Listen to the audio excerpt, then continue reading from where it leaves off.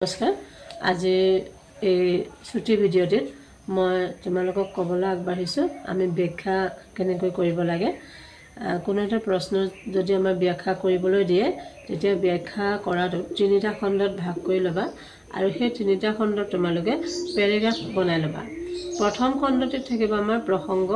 দ্বিতীয় খণ্ডত থাকিব সংগতি আৰু তৃতীয় খণ্ডত থাকিব ব্যাখ্যা কৰা প্ৰসংগ ভাগটোত ধৰা হওক তোমালোকক বৰগীত নামৰ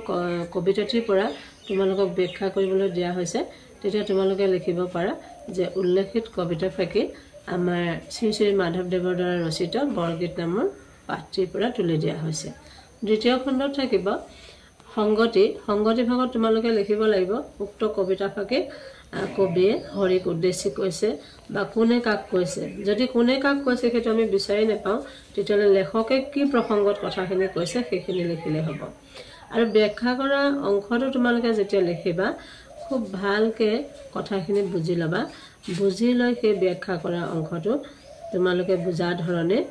লিখিবা গতিকে 2-3 বাৰ খুব ভাল ধৰণে পঢ়ি লবা ব্যাখ্যা কৰোতে আমি কেতিয়াও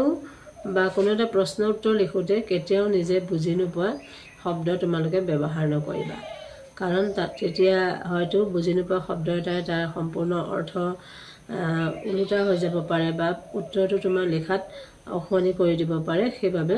সেই কথাখিনি খুব ভালদৰে লক্ষ্য কৰিবা